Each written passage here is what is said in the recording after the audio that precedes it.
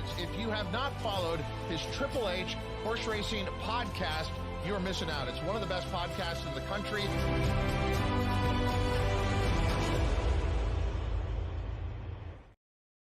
Good morning and welcome to our emergency podcast, episode 284 of the HHH Racing Podcast, as we're going to be talking about the huge day tomorrow, Sunday, at Woodbine. It is King's Plate Day.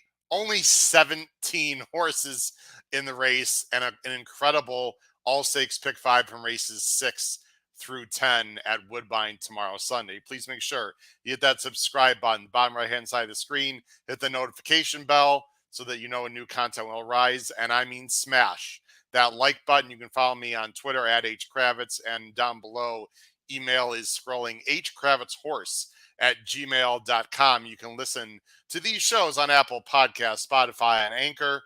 Great power picks. Look below the video player for our tip sheet information on our regular power picks. There's only 2 weekends left for the Saratoga only power picks. If you are not subscribed to the Saratoga power picks, you need to do it. And starting Monday through Thursday of next week, you can subscribe for the 1 weekend only unbelievable card with Travers on Saturday and great cards Friday and Sunday. Again, look below the video player. Go to our website, hhhracingpodcast.com. We have many people that are subscribed for the full meet, but you can also subscribe for weekends only. Again, look below the video player. Travers week, we're going to have it covered like a glove.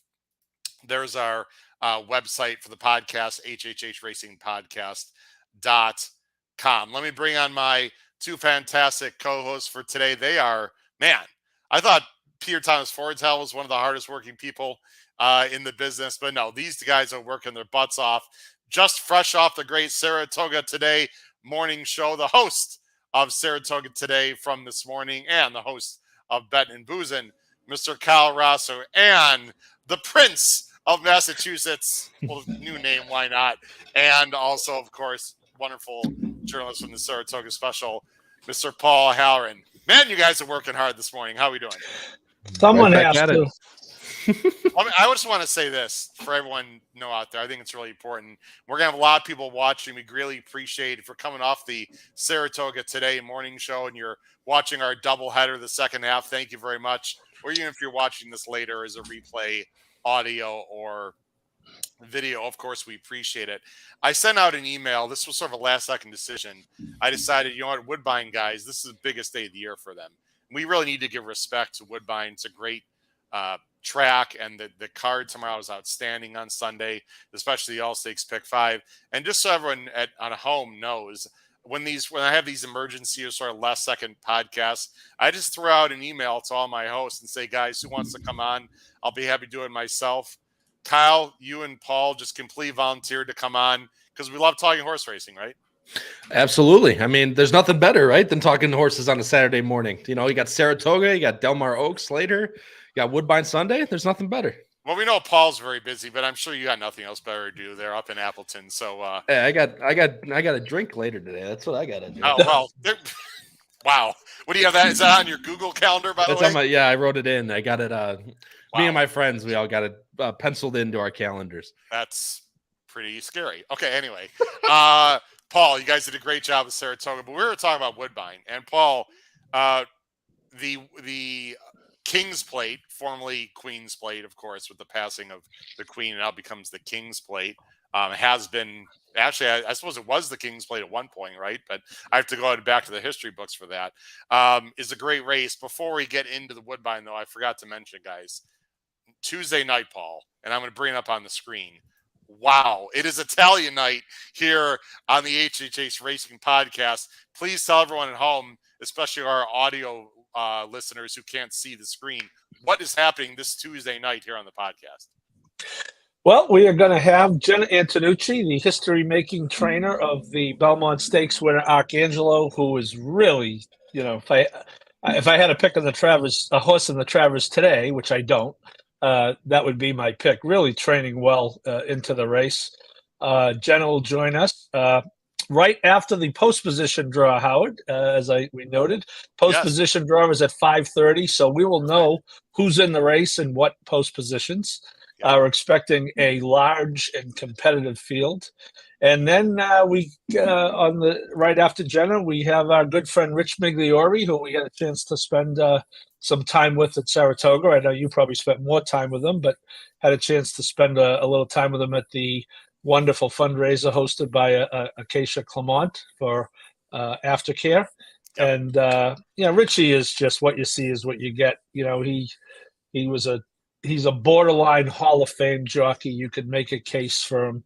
He's excellent on TV, and everything he does and says is, with the best interests of the game at heart. So we're looking forward to that show Tuesday. Absolutely. And also saw friend Anthony Stabile at Nove as well. And we did, yes. Well, and we're all rooting, and aren't we all rooting for Anthony to show back up on the scene? I don't see why not. We're not going to rehash the whole situation, but we wish good just things rooting for him. Absolutely. Yep. Wish good things for Anthony Stabile. All right, guys, let's get right into this pick 5. Now, the pick 5 we're going to be talking about is I go ahead and bring it up on the screen. And Kyle, this is probably a conversation for outside of the live show here, but for some reason I can't share my screen normally. I have to use like the middle button. So I'll have to talk to you about that. I don't know. Yeah, exactly. I don't know what's going on. Weird. I had an issue with the last show, but anyway, we'll talk about that later. Yep. Everyone, you guys can see that fine, correct? On screen there, the aqua base. Yeah. Okay, yeah. So we're good. So really good pick 5. I don't know if it's not the latest pick 5. I don't think it's a huge card. They also have a massive carryover. I believe it's Sunday tomorrow for the super high 5 in the last race, which we're not going to talk about because the last race is race 13. But a lot of things going on at Woodbine. We're going to talk about the all stakes pick 5 starting in race 6. This is races 6 through 10. And Kyle, nice thing for people that don't want to spend as much money. It is a 20-cent base bet up in Canada. Although I will caution, sometimes people spread too much, Kyle, just as they can. That's not always the best thing to do. No, I mean, obviously, as you guys know, my opinion on that is, you press up your best opinions, and when you just adding horses for the sake of adding horses, I mean, at its base, you're just wasting away your money and wasting away what would be a bigger win to have more coverage in the race. I get it. It's a feel good thing. It makes you feel like you have more coverage. If you're wrong, then you have 5 different horses, but press up your opinions and make the most amount of money you can. At least that's the way I see it. The weather's going to be fine. It's going to be warm. Again, if you're watching live here on Saturday morning, this is a show time we don't usually use. Please spread the word. Call your friends. Tell them to watch the show live here. Let's get a very active chat. Guys, the first race of the pick 5 tomorrow, Sunday, is race 6. It's the Catch a Glimpse. This is 6.5 furlongs for the girls. I believe, want to double check that. Yes, this is for the girls, 6.5 furlongs on the turf. It's a field of 11. Now, guys, let me bring on the screen a few quick things. There are a few horses cross-entered, as you probably noticed, between this race and a race was race 9, I believe, race 8, excuse me. I think it's race 8. These are the preps for the win and you're in 1 mile turf races they're going to have next month. So these are very important races. The horses that are cross-entered, and guys, correct me if I'm wrong, are the 5 Ready to Jam and the 11 Dancing Duchess. The 5 and 11 in this race are also cross-entered in race 8 and would have a huge effect, at least in my opinion, on your pick. So we don't know what's going to happen with that. You'll have to pay attention there. Let me go ahead and put our picks on the screen right now, assuming these races hold together. And I will say, guys, that I have some pretty strong opinions in these races, and whether they're good or not, we'll find out. But let me go ahead and put on our screen. There's our picks right now for race 6. The morning line favorite is the number 7, Living Magic, for Schoenthal and Gallardo. And Paul's the only one that even has the 7 in our top 3. So, Paul, let's go to you first, since that is your top choice, Living Magic. Yeah, I just wanted to speak first. That's why I wanted to be the only one to pick him. Of course.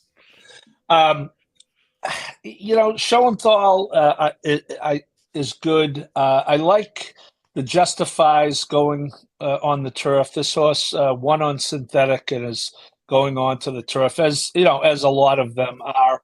I'm not thrilled about having the favorite in a race like this, and you'll see in my picks. My second pick is one of the longest shots. So in a race where I didn't have a strong opinion, and not thrilled about having the favorite. That 77 on synthetic, I think it would transfer well. And again, by Justify out of an Irish mare who was by an English stallion, I think the turf will be no problem. Now, I'm sure you guys did your deep dive and studying. I thought. Don't be that sure, Howard. It's a long week. Don't be that sure. Doing a lot, right, man. So we had 2 cards. Don't be that sure. Might be shallow. All right, so Paul spent 2 minutes quick handicapping and just threw out some crap out there. Kyle and I, on the other hand, deep dive. No, I'm just kidding, Paul. I thought there was a lot of replay watching, guys, in these races that you really got to pay attention to. And Kyle, obviously, I'm pretty sure you watched a replay we got to bring up because you have the 11 on top in this race who's coming out of the Living Magic race. I have the 11 second. Let's watch the replay of the Living Magic race. And Paul, I like your pick, but I have to respectfully disagree. I actually thought Dancing Duchess, who finished second, actually ran better than Living Magic. Kyle, let's talk about the 3 and the 6. The 3 is going to be Dancing Duchess. The 6 is Living Magic. I'll let you talk about it right here. The 3's on the inside. The 6 has the lead. And you'll see the 3's going to come up. 2-path right here. No, you're good. No worries. The 3's actually going to come up towards the inside here. Kavachi is going to give her a really nice ride, but he has to wait very long. And the thing that I like about this race, once she starts going, she starts coming up pretty strong here in the last few hundred yards, or a few hundred meters, excuse me, if you're in Canada. But she comes on really nice late, which I think coming on the stretch out to the turf, I think could really help Dancing Duchess. And Howard is right. I did do my, I had to, if I was on a show with Howard, I had to do my deep dive into the replays. But Dancing Duchess, I think on the stretch out to the turf could be extremely dangerous. And I would hope I would get something more than 7-2, but 7-2 is not a bad price at all. Well, let's look at the pedigree now. A Duchess Dancer. Sorry, Duchess Dancer is the dam. Okay, so the dam, that's confusing. That's a little confusing. Dam, Duchess Dancer was really nothing special. But you go to the siblings, the progeny, Safe Conduct. We know this horse. Paul, we know this horse. This horse is run all over the country. Real nice horse. Although more 2 turns. Classic Dancer was a decent Ontario bred. So there's breeding here. The fact that, Safe Conduct is a half.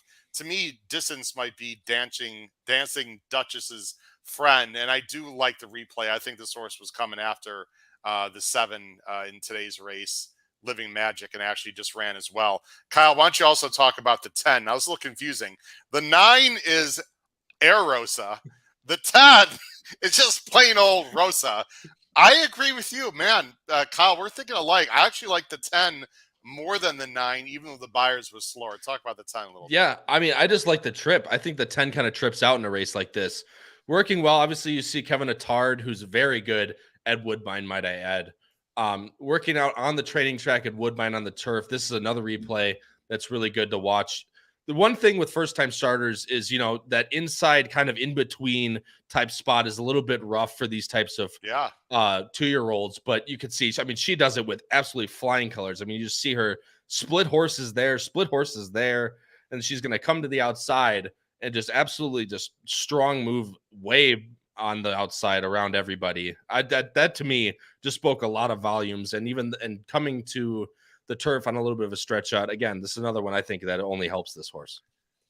I love this visually. You said it so well. I mean, it is not easy to split horse, come inside, does it professionally. Beating this horse. Did you check out the name, by the way, of that horse? I'll go back in case people didn't see it. What a great name. YMCA, spelled out, with full words instead of the acronym. Anyway, very creative. Not quite Wally World-esque, but, anyway. I like Rosa. Also, I've got Rosa in 3rd. The horse I got on top is Ready to Jam. 6-1. I don't know if we're getting 6-1. Again, we're going to be showing a lot of replays, at least just small versions of the replays here. I thought the 2 was really impressive. Sometimes horses clunk up to win. Sometimes they just run down horses. I thought the 2 just flat out ran down the winner here. This was really impressive effort to me. You're going to see the 2 tip out, and this horse on the lead got a pretty good jump. Here's the 2. You can see those wonderful Mark Cassie pink silks. Distance will be no problem. She is rolling down the middle of the track. To me, this is a very impressive effort, being a decent 4 strong wins. I just like the way that, I like her action here. She's closing well. This is my top choice. I think the distance again will suit her. Tough race. Paul, there's many ways you can go. I would assume you're going to be sort of spready here in this one, if it holds together the way it is right now. Yeah. I actually, my first crack at the pick 5, I actually did have to cut down to 4 horses, even in a 20-cent play. Yeah. So yes, I would agree with that. And Cassie, I think, has about 35 horses entered tomorrow. So and Kyle, right on target. Kevin Attard is as good as anyone up there. He's probably right up there with Cassie. So take a long look at anything sent out by Cassie and Kevin Attard. And Paul, Kyle, you mentioned Savachi, who is a rider that people don't know unless you follow Woodbine, but he's good. He's 23% at the meets this year and rides very often for Cassie. So if that's not a name that people don't know, people need to start paying attention to Woodbine. I also want to mention this on the side note. Del Mar is canceled for tomorrow, Sunday, due to Hurricane Hillary. So there's no reason not to bet Woodbine. And of course, you need to also, for sure, bet Hawthorne. Our good friends at Hawthorne, proud sponsor of this show. That late pick 4, you guys got to check it out because it is huge fields. I went over it with Jim Miller on Thursday. I'm definitely playing Hawthorne tomorrow. I play it most often anyway, but I'm definitely playing it for sure. Kyle, I see your message. I appreciate that. I forgot that you have full access. You could just put it in yourself. So that's there right. You go. All right. Let's go on to the – I'm sorry? Said host Privs. There you go. Let's go on to the next race right here. Let me go ahead and switch the banners. There's the banners. There we go. Next race, Grade 3 Bold Venture. These are for the older males. They are going 6.5 furlongs, of course, on the Tapeta. Nice field of 10. The morning line favorite is the number 1, Candy Overload. There he is, Cassie and Savachi, a combination we talked about quite a bit. I thought this was a pretty tough race. You see, we're a bit all over the map here. Kyle, I'm going to go to you first. You're going with the Florida bred Old Chestnut for Marty Drexler, who also has the number 10, Super Watson, with Kimura. Old Chestnut is ridden by David Carroll. This is a horse, or Declan Carroll. Declan Carroll. This is a horse I've actually chased a few times. I'm not going to say I've been disappointed. He runs well, and you've got him on top here from the outside. I personally like the move back to the Tapeta. I think that will really help this horse, even though he did come out in the Highlander and get a 95 as well. But I mean, I just think he trips out. I like the outside trip. Obviously, as you can see, I have both Drexlers 1, 2 in this spot. And I know you guys don't have the 10 anywhere, but he's been working really forwardly to this spot. Drexler has pointed Old Chestnut back to the Tapeta. And I think this spot just really suits him. Get a little bit of a stocky trip from the outside in the clear, and hopefully can get a decent run at the top of the stretch. He looks like he's been getting more inside posts lately, except for the last time. I only bring that up because he might not be able to save ground like he has before. That's true. I do like this horse quite a bit. He's 6 years old. I think there might be some more upside. I don't have him in the top 3.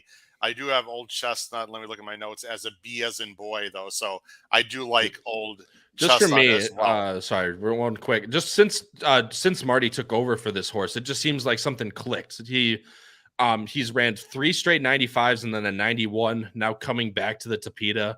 Yep. I like you. Your point is definitely taken to where he might not be able to sit that inside trip, but I still think a 2-3 wide trip at least around, because it is a pretty decent run up from 6.5 furlongs at Woodbine. So being able to work out a trip, I have trust in my Arlington legend, Declan Carroll, to work out a good trip. He did not get a great trip in the Connaught Cup. That was a weird trip in the stretch when Dream Shake won. I don't know if we covered that. I think we did cover that race on this show last month. I believe that was one of our shows that we did, and I didn't have Dream Shake. I had like 4 of the horses in behind, including Old Chestnut, who sort of got screwed as well. Kimura, though, jumps to the 10. Yep. Quick thoughts there, Kyle. He had a choice. He goes with the 10, Which I guess you're not looking at that as a negative. no, and not. I mean, it's always a little bit of a negative because Kimura is obviously the leading rider, and he has been for a while up and at Woodbine. But Declan Carroll rode this horse back in May, so he still knows the horse, he still knows his tendencies. So being able to get a rider like that, but obviously I have Kimura in second as well. I think the 10's pretty interesting, but I don't think necessarily. It definitely is a little bit of a negative, but not as much as people think. Okay. Interesting point there. Paul, you're going with the rail horse. Candy Overload has been very good, very consistent, low 90s. Let me go full screen. I have this horse in third. Should set a great trip. Good connections. Been off a little bit. Maybe that's a good thing. We'll see how that works out. You're going with Candy Overload. Yeah, excuse me, Howard. Yeah, I do think it's a combination of trip and race flow. This horse is a closer, so he's going to need some pace to run into, which I think he will get. I mean, you'll talk about the 5. The 5 is definitely a right to the front type. A few of those, one of those outside horses Kyle was talking about should be forward. It's not on paper at least. It's not a lightning fast race, but I think being down inside, Cavacci will get the right trip. And I think if this adding a half a furlong from his last 2, if he gets just enough pace to close into, I think he'll be right there. I have a pretty strong pin in this race, guys. I would normally be against a horse like the 5. Great name, by the way. Patches Absolutely. O'Houlihan. This is a 3-year-old Ontario bred stepping up in open company and stepping up in distance. So there are some questions here from a class and a distance perspective. But boy, guys, this horse looks loose as can be. I mean, if he breaks, I understand there's some nice horse in this race, but a lot of horses sort of like your 1, Paul, they'd rather sit a few lengths back. This 1, Fukumoto also knows the horse well. The 5. If the 5 breaks, he's on the lead, guys. And he went 7 furlongs before last year, was not very good at it, but he's a completely different horse this year, obviously. I'm just going to go with the speed of the speed, thinking this horse gets loose and wins. However, one of my price plays, and I already emailed it out to everyone. Talk about deep dive, guys. I watched some replays from Australia. That's right. Good day, mate. Flag of Honor. This horse to me is absolutely fascinating. And I'll say this. I strongly believe the board's going to tell here. If this horse is like 4-1, look out. 9-2. If this horse is like 8-1, 10-1, probably not. I don't have any inside intel on this horse. I just know what I see. This horse is somewhat tactical, guys, at least in his races in Australia. He does not have to be too far back. Those are some good races. We all know the Australian sprinters are usually very good. This is a very lightly raced American Pharaoh gelding has bullet works. I think this horse is absolutely fascinating. And you know what, guys? This is not some kind of killer major graded stakes field that an outsider can't handle. This is, again, I'm going to see what the board looks like. I am absolutely fascinated with Flag of Honor. I think he's going to get a great trip. I think this horse is going to be flying late. Maybe the race doesn't set up. Any thoughts at all, guys? I know it's a lot of guessing there on my part, but I do like the bullet works. I like the fact this horse has been acclimated to Woodbine. He's been here for a while. Either one of you want to comment on Flag of Honor? Yeah, I'll go real quick. And Paul and I know a little bit about the guessing game as to this morning, as we're big fans of it. But no, Flag of Honor, your point's definitely taken. The 2 things I noticed about him was that Julia Carey shipped him up to Woodbine, 3 months ago, pointed to this spot in specific. So I really like that. It's been working really well. As you said, Australia's sprinters are usually very good. And coming back to, I believe, what is this race, 6.5, I believe. So he gets a little bit, obviously he's been running on the turf, but he should take to the Tapeta fine, especially based on the works. So if he shows a little bit of tactical speed to go after the 5, I think he's definitely interesting. Paul, how can you not go with a horse that ran on September 10th in the Schweppes Ming Dynasty Stakes? I mean, got to love the names. And I think that Tapeta is going to work well. It's not as if this horse didn't run great on softer turf, but I just have a feeling I mean, you can't call Tapeta firm, but you know what I mean? It's not, it has given the ground, but there's definitely a firmer bottom to it. I don't know. I think this horse is fascinating. I would just like to say that if you have time to watch Australia replays, that the division of labor here is not being done properly. That's what I'd like to say. Full disclosure, that was at about 11:30 last night. Welcome to my world. I may or may not have been a live Australia race at 11:30 last night, so I guess, yeah, and by American Pharaoh. Let's not bury the lead here. On turf, they're outstanding, and synthetic, pretty similar. So yeah, I have, and even the morning line out 10-1 morning line. The morning line odds makers giving a little bit of respect here, and I do agree with your point, Howard, that there's, at least on paper, there's no one you're really going to be afraid to run against here. So yeah, maybe we can get this kangaroo to clunk up for second or third. Wow. Calling a horse kangaroos and Australia, it's thematic. I knew where you were going, Paul. When this horse blows by the 5 and Candy overloaded the stretch at 5-1, you could tip my cap virtually and say thanks, Howard, for the. I should have said hop up for second or third, not clunk up. Hop up. My bad. Might be doing that also. This ain't no kangaroo. This is a nice horse. Anyway, all right, let's go on to the next race here as I go ahead and switch our picks. Again, thanks for watching our special episode here of the All Stakes Pick 5 for Sunday at Woodbine. It's going to be a great day of racing at Woodbine. There's our picks on the bottom of the screen, somewhat similar here for the next race. Now, the next race we're going to talk about is the male version of the race 6 that we talked about. This race is the Soaring Free for the boys, 125,000.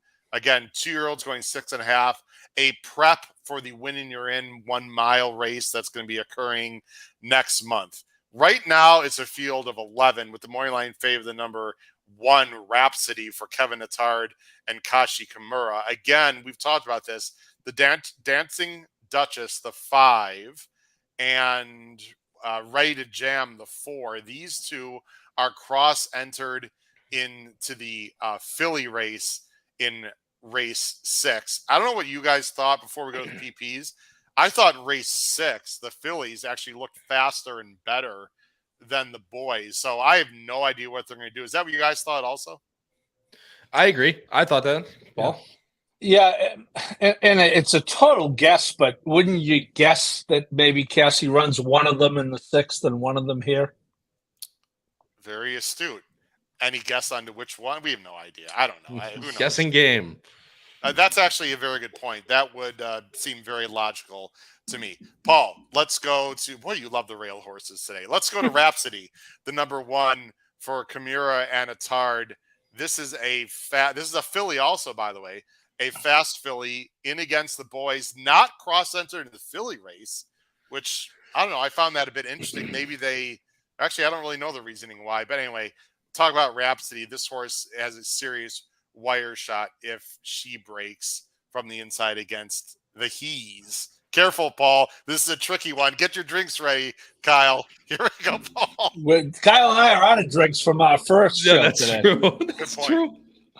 Yeah, I just thought that this, the way that Rhapsody won her first race isn't necessarily that easy to do. Pretty much wire to wire almost in a turf sprint, but a 6 furlong turf sprint. We see a lot of 5s and 5.5s at Saratoga. We see them 6 and 7 at Belmont. I think that the comment is fair. This horse kind of dug in, didn't take all that much money, 7-1. Going against winners for the first time is difficult, but there are 3, 4, or 5 others in the same boat.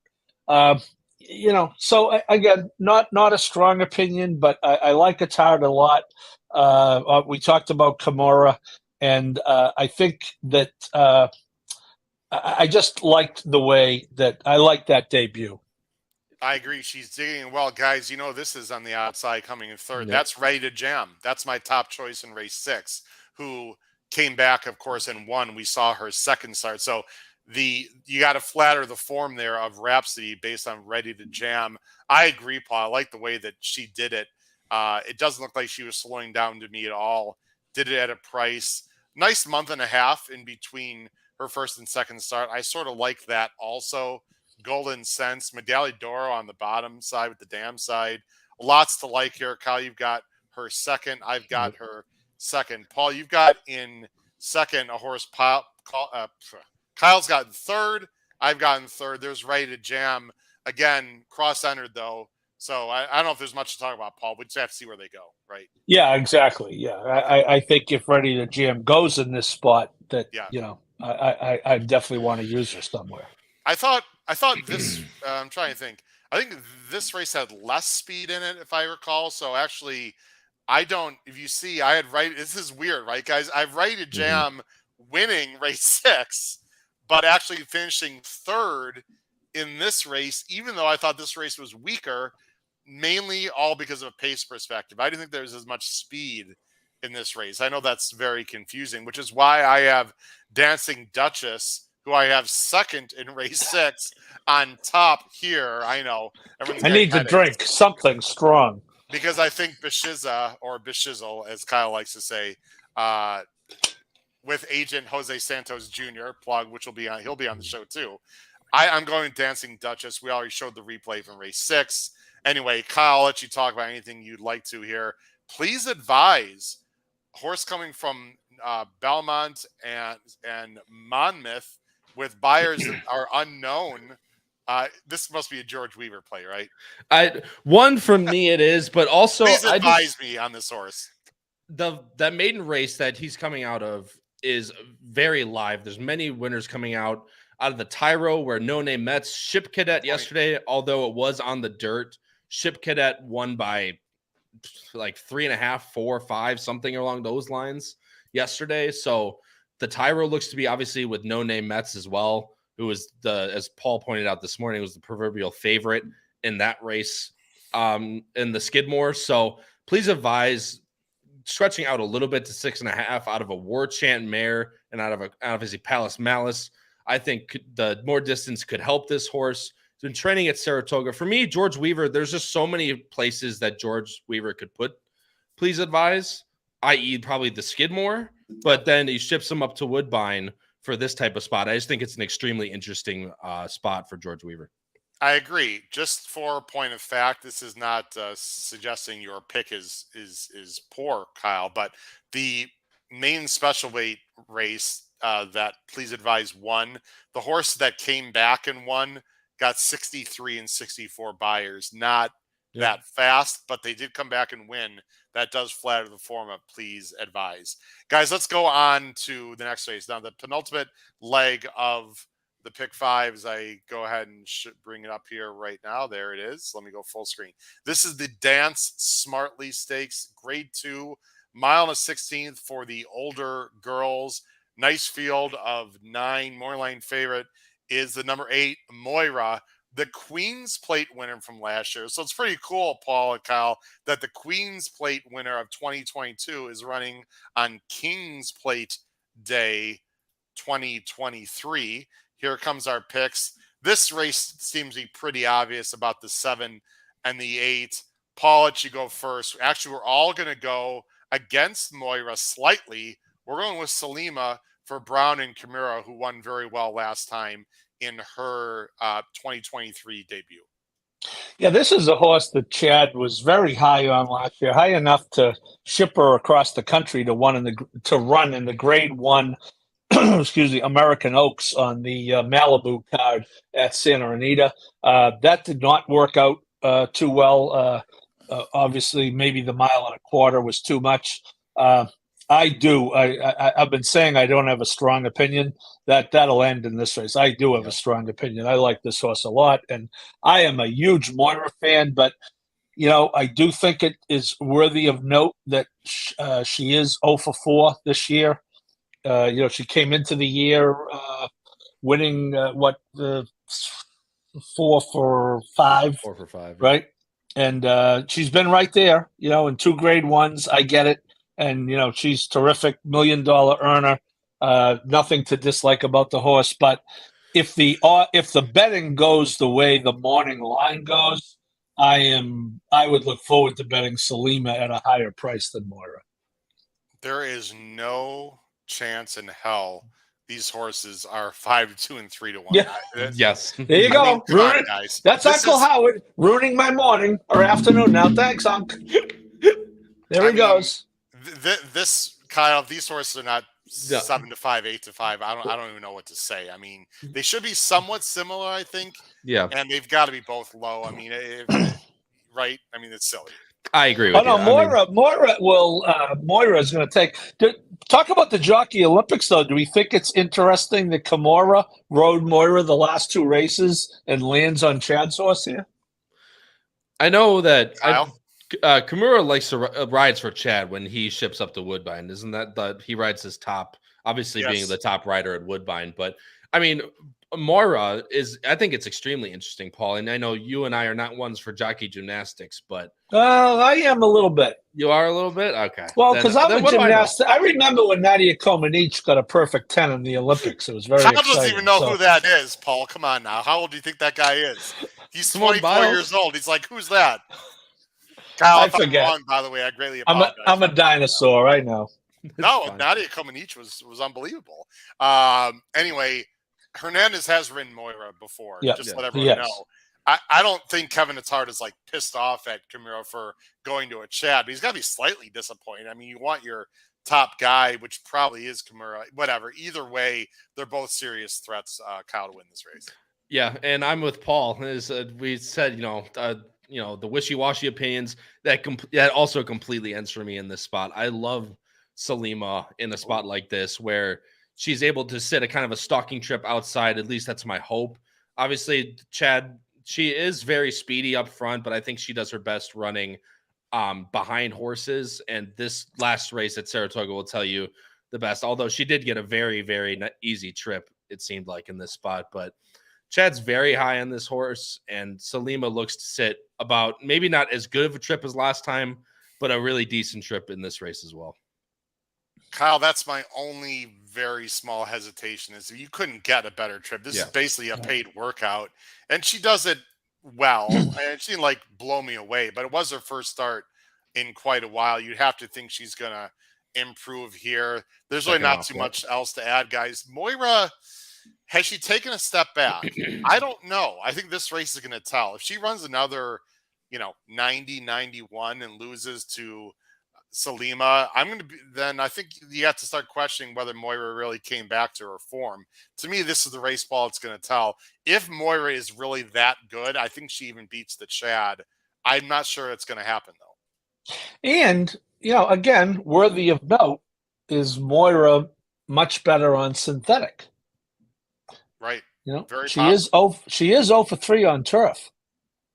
For better or worse. So we've also got Justify My Love in here, guys, who ran a big race at Indiana. I got to see that again. Were you there that day, Kyle? I believe that is correct. Yeah. Yeah. So I had to see it again, but she did run a 95 for Paul Lobo, for Bishiza, and then Miss Dracaris, which Kyle's smiling. I had to actually look up what's going on with that. Unfortunately, Kyle, do you know what the background there with that name? No, I was laughing at I was smiling at the Indiana stuff, but okay. I do not know. Game of Thrones, from what I understand. Yeah, that is correct. Yeah, I don't know who that is. I'm not a Game of Thrones guy. Sorry, everyone out there.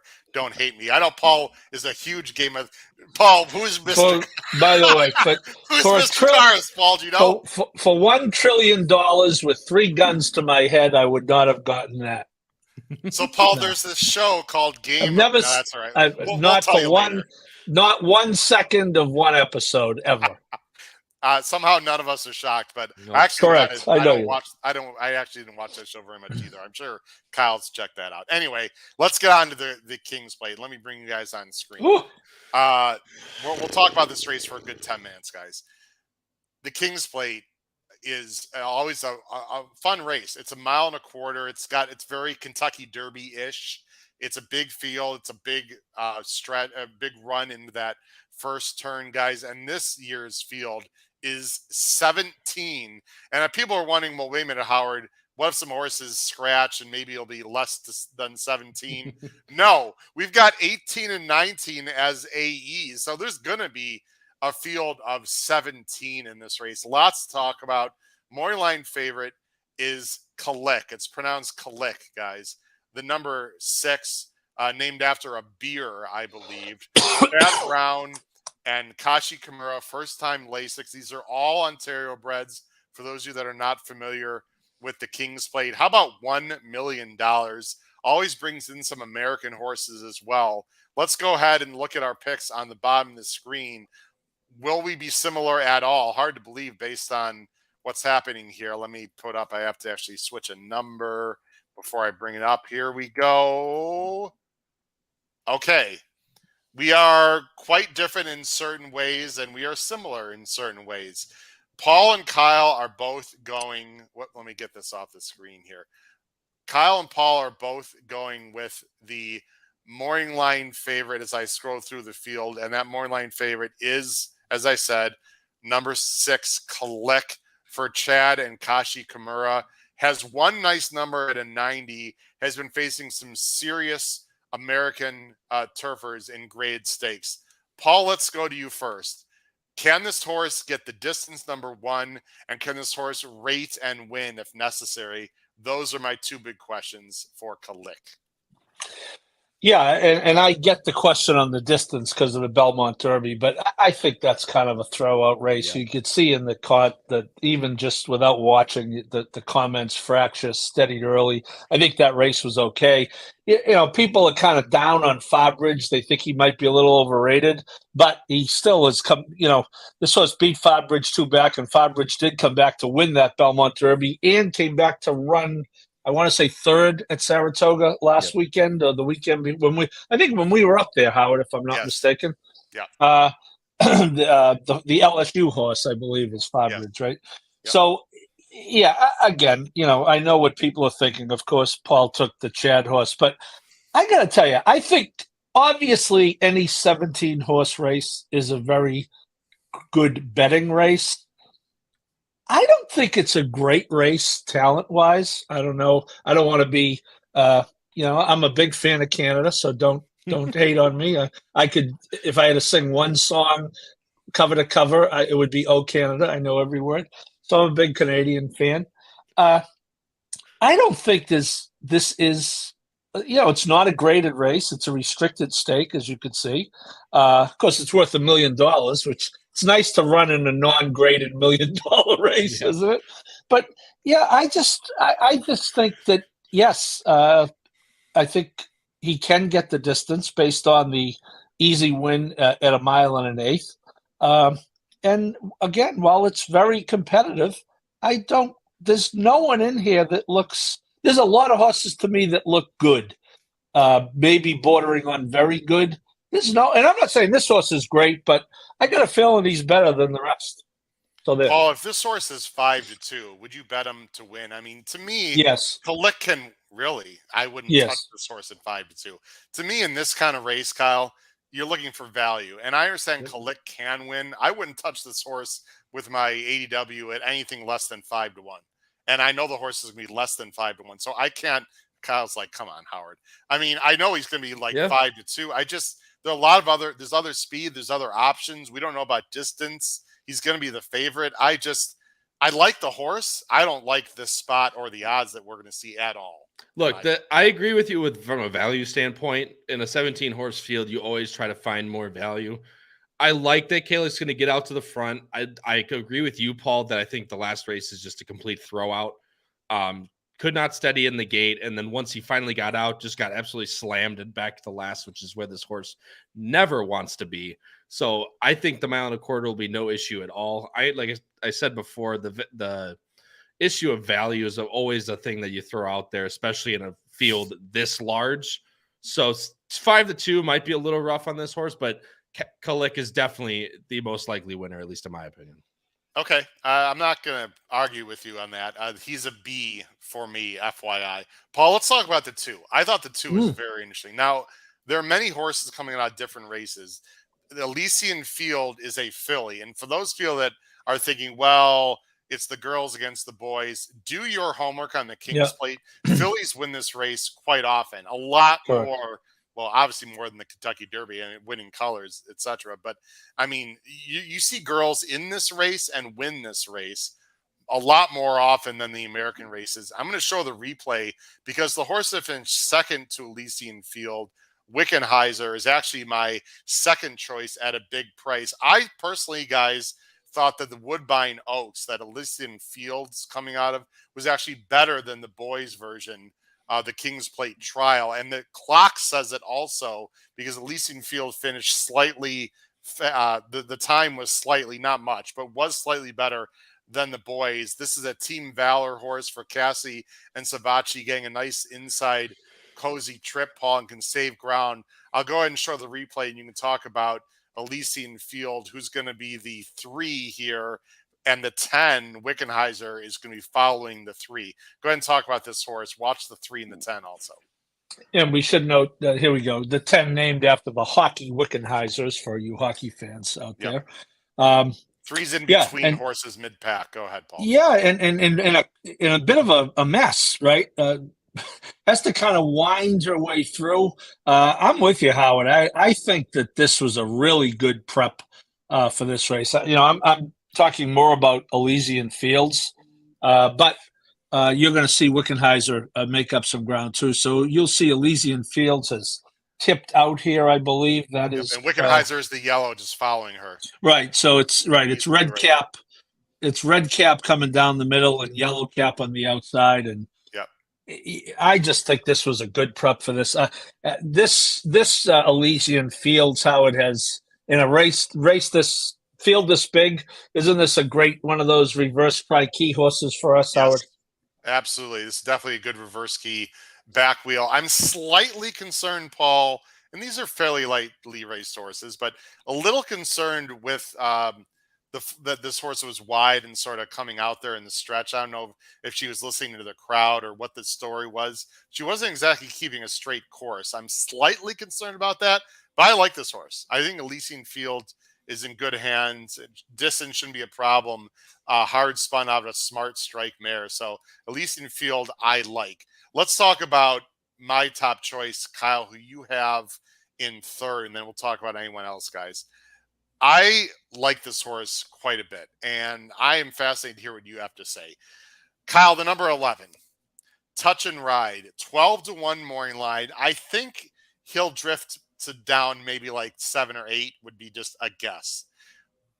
When you look at this horse, let's talk about the negatives. Mm-hmm. Only two races, Kyle. Very lately raced horse, the number 11. Never been beyond a mile and a 16th. So we're taking a bit of a fly, or at least I am on top. You've got this horse third. I love the way this horse runs. He's got a big stride. He's by Candy Ride out of Nijan Mare for Chiefswood Stables, who knows how to win this race. And he's tactical. If this horse can get the distance and won't be up too close, Kyle, into a fast pace, I just love everything about this horse except for the inexperience. I don't think distance is a problem. Mm-hmm. And if you're a speed figure guy, this horse is just as fast as Calic with only 2 lifetime starts. What is there not to like about Touch and Ride, in my opinion? I mean, I completely agree with you. There's just then the other side of the inexperience is there's just so much upside to a horse like Touch and Ride. This is obviously a very tough spot for a horse like the 11, but that last race, I mean, so I were to show you the replay now. I mean, even though it's a maiden race, I mean, the way that this horse just went on with, I mean, just take a look at it, because this is the one thing that'll turn you on to this horse. You'll see he'll follow the one to the inside, tip out at the top, and just absolutely roll by that one. Like he's for the 4-5 favorite, might I add, for L&J, almost just like he's standing still. I mean, it's a very impressive visually race, which I know you and I, Howard, look at a lot. I mean, you could just see his stride, and he just look how he reaches out, Kyle. Yep. He reaches out. I mean, he's blowing by this field again. I know he got a good trip, and this horse is okay, but he's also faced older horses, Paul, in his 2 races. Not how much stock you would put in that, Paul, but that's something that I did notice. And even let's just say the older horses aren't maybe as good as the 3-year-olds. You're still facing horses that are older with more experience. You see this 3 and up. That matters something to me, Paul. Would you take that in consideration at all in this type of situation? I think it matters less the deeper you go into the calendar year. And we're in August now, and he started in July. So I think it matters, but it certainly doesn't matter as much in July as it does in, April or May. I just look at the price is going to be right. The 91 number jumps out, but to go a mile and a quarter, I'm just looking at this saying, okay, if we had a horse going into the Derby and start number 3, trying to go 8.5 furlongs to 12 furlongs, how confident would we be? So I will say this: if this horse wins, you'll get paid, and you'll deserve to get paid because I think it's a big ask. Yeah. I agree. I'm not gonna question that. Like I have Wickenheiser's second, guys. We watched the replay. Look at the breeding. This horse wants to run all day. There's a lot of speed in this race. We're gonna move on here. I like the 8. I'll let each one of you talk about your third horse if you want very quickly. Then we'll show our picks and let everyone get on with their betting day. Paul, who would you like to talk about and why? 17? The 17, yeah. Only because why wouldn't I want to talk about the 17 in a 17 horse race? But, I wonder. I thought it was because of LaPenta. Well, it's LaPenta, it's Attard, it's blinkers on. Again, I just talked to you about a horse stretching out, right? This is strictly, a price play that if I do decide to play tries, throw it in the third slot. The Nyquists have run okay on turf. It's a Malibu Moon mare. So even though the horse has only run on turf once, I think that'll be okay. And actually, that tells me that the distance might be okay too by Nyquist out of a Malibu Moon mare, but strictly a price play underneath. Raymond Cromley, no. I've never had a horse personally tell me their odds. I'm just sort of guessing. Michael Austin said they're picking the 11. I see a comment at the bottom of the screen. I don't know if I should put it on, guys, because I don't know about this. If it just happened, I'm going to assume that Rodney Evans is telling the truth, or it has a fact. I have to put it up, guys. And if either one of you could maybe go on the internet and find out. But according to Rodney Evans, and again, we are filming this right now. It is 12:25 Eastern Standard Time on Saturday. But according to Rodney Evans, Cave Rock passed away, which would be just absolutely awful. Very talented horse from last year who was working, and I think working his way back. So we'll have my crack staff there, Kyle and Paul, look into that as I go ahead and talk about Moon Landing for a second. Moon Landing, certainly Nyquist, Malibu Moon has the right to improve. Certainly has a better foundation than some others in here. Gets blinkers on. I like that pick, Paul. Maybe underneath. Should be interesting. Kyle, you want to talk about anyone else? The 15, maybe? Yeah. I'll talk about Kaipu. Yeah, but they're on the good name train for today. But I know the main concern, obviously, with this horse is the distance. Coming into the Marine at Woodbine, faded away a little bit at the end there. He did lug in, I think, is what kind of not necessarily distance-wise what gave it away. Just really lugged in against Turf King, who's a very nice horse. If you look, I looked at the different siblings that Kako Kaipu had, and Ballroom of Mars was a horse who ran at a mile and a 16th and a mile and an 8th at never actually did win, but still ran well at longer distances. So there's a little bit of stuff to like going a little bit longer. The distance is an issue for me, and 6-1 is definitely not the value I would want on a horse like this, but I still think he could be interesting for minor placings. You got to watch these. You got the Marine, you got the Plate Trial, you got the Oaks. I thought the girls ran the best race in sort of the preps for this race, which is why I like Elysian Field and was it Wickenheiser, I believe. I hope I'm not screwing that up. It's a great race, guys. Any final thoughts? I'm going to go bring everyone full screen. Paul, did we find out more about? I have it right now. Yeah, it looks like I see tweets indicating that is the case. A statement from Bob Baffert. Here come all the bad Baffert.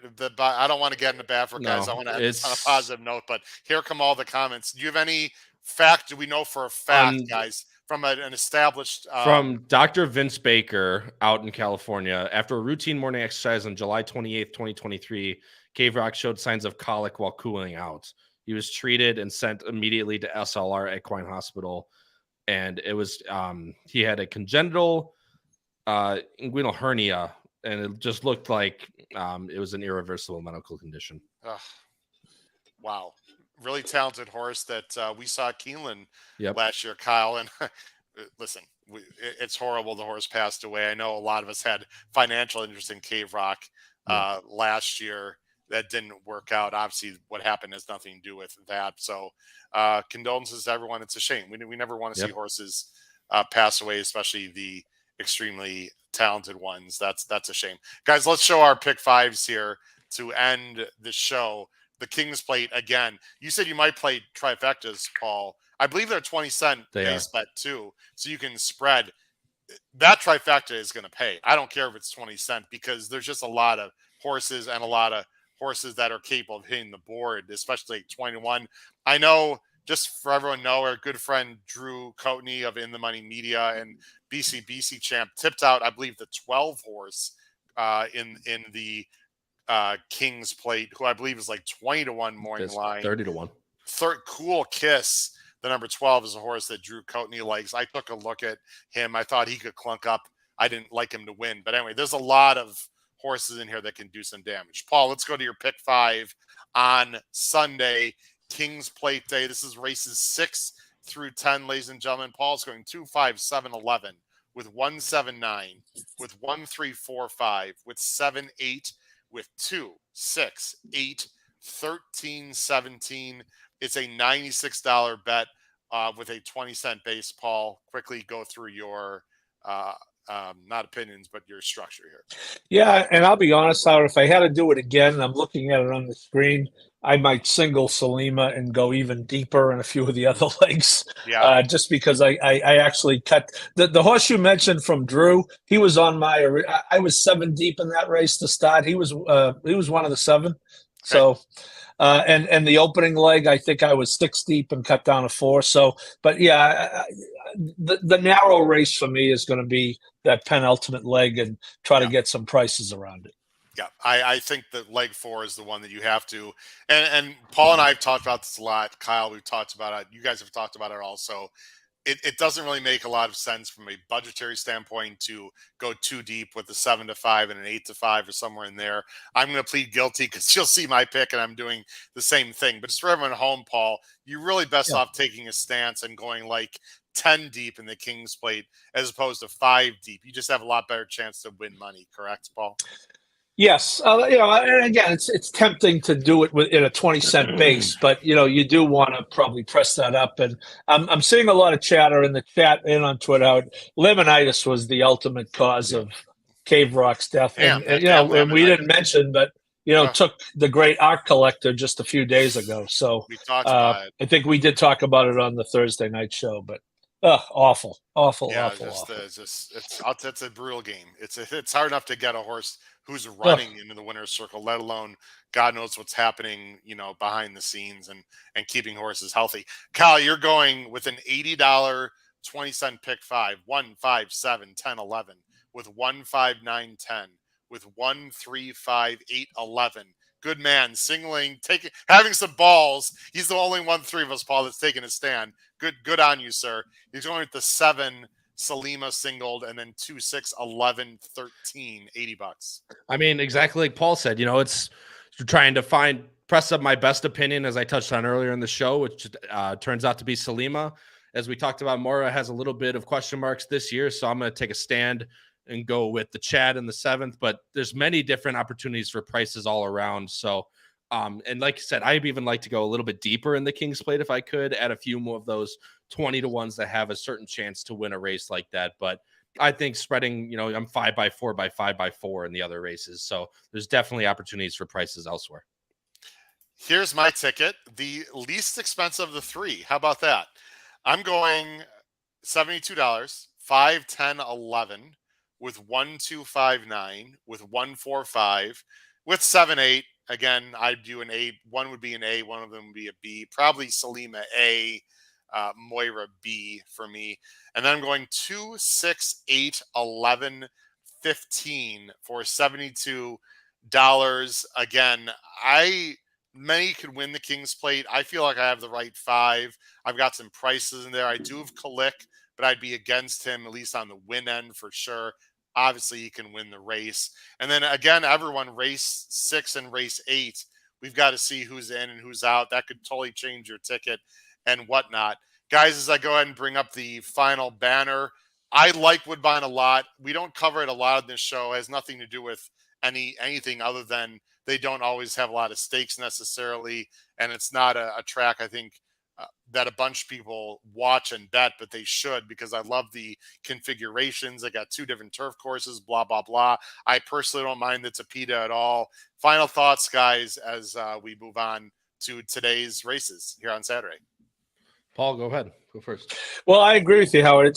And as you said, with no Delmar tomorrow, there's really no excuse for not playing. But I any card like this, I really love to support the quote big days. Whether it's Pennsylvania Derby Day at Parks or Oklahoma Derby Day at Remington, and certainly this is one of the big days at Woodbine. And I agree, it is an interesting configuration. You'll note the turf course is outside. The 2 turf courses are outside the main course, which is unusual. Yeah. Typically in the U.S., almost all, I think all of ours, the dirt course will be the outermost course, right? And Kentucky Downs. Well, they don't have dirt. Thank you for helping. And Oaklawn, the dirt course is out at Oaklawn. That's true. No that was pretty stupid comment. I'm trying. Kyle, as you make any final thoughts, I'm going to think about that. I'm sure you're right, Paul, but we might. I don't know. It might be some goofy tracks there. At least to my young mind, that speaks to me, Paul. I think you're right on that. But I mean, Woodbine is one of those places for me that there always have big fields. There's always a lot of value to be created everywhere. So if you don't play Woodbine, I would highly recommend. And as Paul touched on, without Delmar on Sunday, there's that takes out one of the big players. So Woodbine has their great card. Howard said Hawthorne has a great late pick 4 that they got going. There's many different tracks to play, and Woodbines definitely should be at the top of your list on Sunday. Devin, final thought, if you're watching this live, Gulfstream Park does have a mandatory 20-cent pick 6 payout today. If you like Gulfstream or you like pick 6s, they do have a mandatory payout. And then again, one more time, next week, guys, we are covering the Travers and everything going on in New York like a glove. You see on the bottom of the screen. Please mark your calendars. Tell everyone about it. Live, we'll be taking your questions. Jenna Antonucci and Richard Migliori, 7:30 Eastern this Tuesday, August 22nd. Guys, really appreciate the extra time you're putting in today. Everyone at home appreciates it. Please bet the Kings Plate for sure, because that is just a flat-out fantastic betting race. For my co-hosts, Kyle Roscoe and Paul Howard, and this has been Howard Kravitz, episode 284 of the HHH Racing Podcast. Crush your bets at Woodbine tomorrow for Kings Plate. Take care, everyone. Good night. Thank you.